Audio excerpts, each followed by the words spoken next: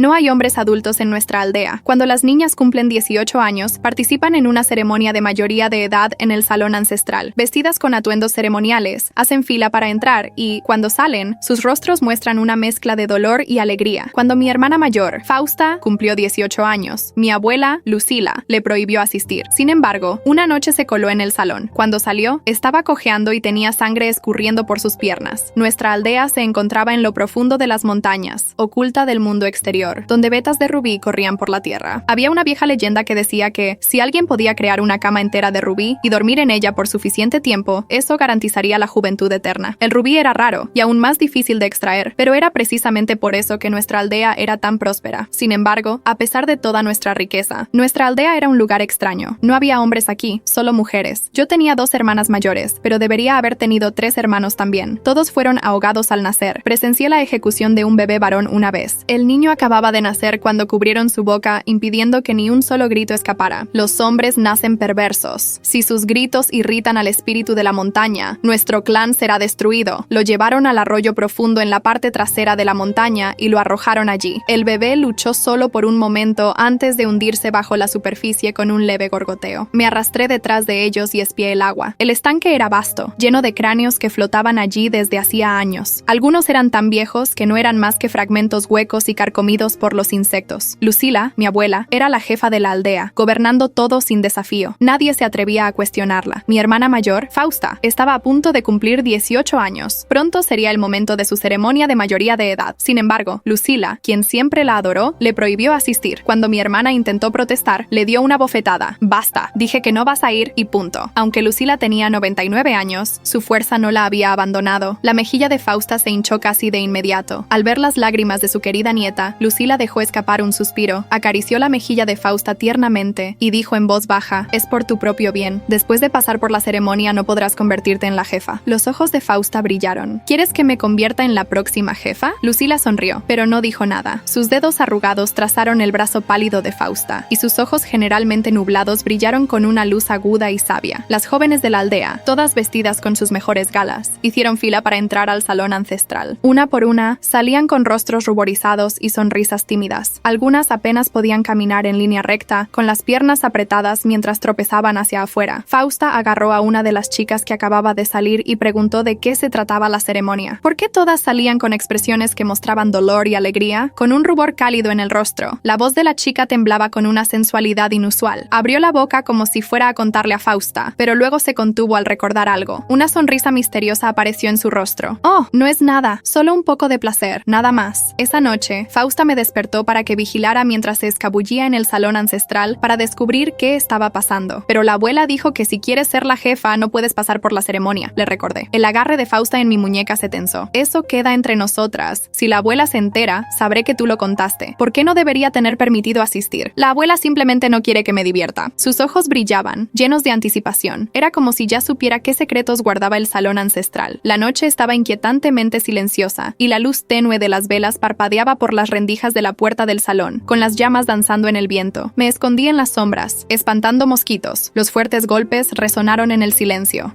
Algo no estaba bien. Sonidos parecían provenir del interior del salón. Escuché sollozos suaves también. Era Fausta. ¡Fausta! ¿Estás bien? Pensé que algo le había pasado, así que empujé la puerta para entrar, solo para descubrir que ella la había trancado desde dentro. Estoy bien. Su voz se arrastraba con un ritmo extraño y provocador. Era más suave que el zumbido de las cigarras en una noche de verano. Los ruidos dentro se hicieron más fuertes, y no pude deshacerme de la sensación de que algo estaba mal. Subí a una ventana para asegurarme de que estaba segura. La ventana era demasiado alta. No podía ver mucho del cuarto, incluso poniéndome de puntillas. Aún así, pude ver que había 4 cadenas de hierro gruesas atadas a los pilares, sacudiéndose violentamente como si algo estuviera esforzándose contra ellas. Pude ver a Fausta sentada allí solo con su ropa interior ajustada. Su espalda arqueada y lisa se ondulaba sensualmente, subiendo y bajando en un ritmo constante. Me aferré desesperadamente al alféizar de la ventana, queriendo tener una mejor vista. Sin embargo, mi agarre resbaló, haciéndome caer. Torcí mi tobillo al caer. Llamé a Fausta para que volviera corriendo, pero a pesar de sus garantías de que lo haría, tardó 1 hora entera en salir. Cuando finalmente apareció, estaba apoyada en la pared, masajeando mi tobillo dolorido. Laura, ven y ayúdame, dijo Fausta entre jadeos. Estaba sin aliento. Era como si acabara de emerger de las profundidades del agua, y su cuerpo se apoyaba pesadamente en el mío. Mientras la ayudaba a saltar el muro, mis ojos vagaron inadvertidamente hacia arriba. Me sorprendí sorprendió darme cuenta de que ya no llevaba ropa interior. Le pregunté a Fausta qué pasó en el salón ancestral. Sus mejillas se sonrojaron y tartamudeó por un momento antes de decir: mira esta sonrisa en mi cara, lo descubrirás pronto. Si ella no me lo decía, lo descubriría por mí misma. Fingiendo un dolor de estómago para evitar volver con ella, regresé sigilosamente al salón ancestral. Sin embargo, me quedé conmocionada al encontrar a Lucila ordenando a un grupo de personas que sacaran cosas. Capas gruesas de papel aceitado estaban enrolladas en largos paquetes. Cada uno era cargado por un par de personas, pero aún así era una lucha. De repente, alguien resbaló, cayendo por las escaleras y rasgando el papel aceitado. Lucila corrió, sus ojos desorbitados de preocupación. Ordenó que alguien lo envolviera cuidadosamente con más capas de papel aceitado. Me presioné contra la pared, cubriendo mi boca, temblando. Lo que salió del papel rasgado fue una mano humana pálida e inerte. Encárgate de esto rápido. Los nuevos llegarán pronto, dijo Lucila con calma autoritaria, dando instrucciones a Livia, la persona que lideraba el equipo. El grupo se alejó, tirando de una carreta montaña arriba. Me derrumbé en el suelo, completamente aturdida. Estaba luchando por procesar lo que acababa de presenciar. En casa, me dio una fiebre alta y perdí los días de la ceremonia de mayoría de edad que siguieron. Cada noche, Fausta trepaba por el muro hasta el salón ancestral. Sin alguien que la vigilara, volvía rápidamente. Usaba una sonrisa satisfecha en el rostro mientras se quedaba dormida. Durante este tiempo, Lucila vino a verme. Abrí la boca para preguntarle si habían hecho algo malo, pero antes de que pudiera decir algo, su mano áspera rozó las mías. Su piel estaba seca y descamada, como si estuviera a punto de desprenderse. Instintivamente, tragué mis palabras. Decidí vagar por la aldea, pero noté que no faltaba nadie. Entonces, ¿quiénes eran las personas que habían sacado del salón ancestral? Después de la ceremonia de mayoría de edad, la salud de Lucila declinó rápidamente. Ella, que antes era vibrante y llena de vida, ahora necesitaba un bastón para moverse. Los aldeanos decían que Lucila estaba llegando a su fin, mientras varias mujeres competían por la posición de líder del clan, sollozando junto a su cama y sirviéndole té y agua. Un montón de payasas. La abuela ya había dicho que la posición de líder del clan es mía para tomarla, comentó Fausta con una sonrisa mientras observaba a las demás, ya imaginando cómo pronto estarían mostrándole reverencia. Esa noche, estaba profundamente dormida cuando un alboroto me despertó. Vi a Fausta arreglándose en medio de la noche. Pensé que iba al salón ancestral nuevamente y quería compartir con ella las cosas extrañas que había presenciado. Antes de que pudiera expresar mis pensamientos, cubrió mi boca y me empujó de vuelta a la habitación. Chist, la abuela me revelará el secreto de la aldea esta noche. Dijo que no puedo permitir que nadie más lo sepa. Simplemente duerme y finge que nada pasó esta noche. Fausta salió feliz. Poco sabía yo que al día siguiente no regresaría mi hermana, sino su cuerpo sin vida. Cuando corrí al salón ancestral después de escuchar las noticias, mi corazón se desplomó al ver su cuerpo cubierto con una tela blanca, tendido en el patio. Oh, Fausta fue tan tonta. ¿Cómo pudo aventurarse en las montañas de noche? No solo perdió la vida, sino que también fue mutilada por bestias salvajes. No, no puede ser Fausta. Temblaba mientras levantaba la tela para confirmar. Sin embargo, la mano de Lucila se disparó para impedirme. Laura, tu hermana tuvo una muerte trágica. Sería mejor que no miraras. Lancé una mirada furiosa a Lucila. Fausta había ido a buscarla anoche. ¿Cómo pudo haber muerto en la montaña? Sobre la mesa había un cuerpo mutilado, la carne desgarrada y la piel completamente arrancada. Era imposible decir si era hombre o mujer. Si no fuera por los dos dientes caninos prominentes, nunca habría reconocido este cadáver como Fausta. Decían que había sido asesinada por una bestia, pero me negaba a creerlo. Una bestia habría destrozado a su presa, pero no había ni una sola herida adicional en su cuerpo. ¿Quién dijo que Fausta fue asesinada por una bestia? Ella. En ese momento, eché un vistazo a Lucila y mis ojos se abrieron de par en par por el shock. Su piel había recuperado un extraño brillo. Aunque era tenue y casi se mezclaba con sus manchas de la edad, pude verlo con solo una mirada. Fausta tenía una mancha similar en el mismo lugar de la nariz, solo que un poco más pequeña y oscura. En ese momento, ella me miraba fijamente. Su mirada era firme y tranquila, pero yo estaba demasiado aterrorizada para mover un músculo. Tragando saliva, intenté calmar mis nervios. Laura, ¿cómo puedes estar tan segura de que Fausta no fue asesinada por una bestia? ¿Sabes cómo murió? Lucila emanaba un aire peligroso mientras se acercaba a mí. Mis piernas cedieron y me derrumbé en el suelo, explotando en lágrimas. ¡No, no puede ser Fausta! Ella no está muerta. Cuanto más lloraba, más se me rompía el corazón. Comencé a atacar a los aldeanos. Definitivamente es porque ustedes envidiaban cómo la trataba la abuela. Tenían miedo de que les robara la oportunidad de convertirse en líderes del clan, y por eso la mataron. Enfurecida, tomé un ladrillo azul y avancé contra la multitud, golpeando salvajemente. Ella se ha vuelto loca. Laura se volvió loca. Maldita niña loca. ¿Quién mató a Fausta? Huyó al área trasera de la montaña por la noche y fue destrozada por una bestia. Lo merecía. El patio del salón ancestral estalló en caos. La vara de Lucila, adornada con pájaros dorados, golpeó el suelo. Finalmente, un grupo de personas reaccionó y se unió para inmovilizarme. Laura, deja de decir tonterías, me interrumpió Lucila. Lucila. Lucila, ellos deben haber matado a Fausta. Mi insistencia frenética pareció aliviar las sospechas de Lucila. El peligro desapareció de su mirada y me instruyó a que mi madre me llevara a casa. Laura, sé que estás molesta por la muerte de Fausta, pero ¿de qué sirve llorar? Recupérate y ayúdala a velarla esta noche. Dale una despedida adecuada. Mi madre habló sin emoción, metiendo un ramo de flores en mis brazos. Sé una buena niña y arregla estas flores para tu hermana. Las colocaremos para ella esta noche. Al anochecer, el velorio de Fausta ya estaba organizado. El cuarto contenía un ataúd rojo, rodeado de vibrantes flores amarillas. En nuestro clan, las mujeres que morían sin haber dado a luz no podían ser enterradas en la tumba ancestral y debían colocarse en ataúdes rojos para suprimir la energía negativa. Nuestra aldea perdía chicas todos los años sin explicación, y todas ellas tenían cuerpos intactos, diferente a mi hermana. La marcha fúnebre melancólica comenzó a sonar. Justo cuando estaba a punto de unirme, mi madre me impidió. Asustaste a todos durante el día. Espera hasta que los invitados se vayan antes de rendir tus respetos. Le aseguré repetidamente que no causaría problemas, pero mi madre aún no me dejaba entrar. Me agaché en el rincón, observando mientras las otras mujeres entraban llorando y salían con sonrisas en sus rostros. Ahora que Fausta está muerta, esa vieja se quedó sin su nieta favorita. Tendrá que elegir entre una de nosotras ahora. ¿Y qué hay de Livia y Laura? También son nietas de la líder del clan. Mira a esa vieja. No puede durar mucho más. Livia y Laura son demasiado jóvenes. Definitivamente elegirá entre nosotras. Tienes razón, está en sus últimos días. Si no hubiera estado preocupada por perturbar el funeral de Fausta, habría corrido a darles una bofetada. A medida que más personas llegaban al velorio, esperé hasta la medianoche, hasta que la última persona dejó el salón de duelo. Entré al salón, sosteniendo las flores. El ataúd aún estaba descubierto. Las manos de Fausta estaban cruzadas sobre su estómago, mientras su cuerpo permanecía destrozado. Una escena así era difícil de digerir, pero me contuve. Me arrodillé frente a ella, colocando las flores a su alrededor. Me pregunté si Fausta estaba bien del otro lado, y comencé a sollozar mientras arreglaba las flores. Entonces, una voz resonó desde el fondo del salón.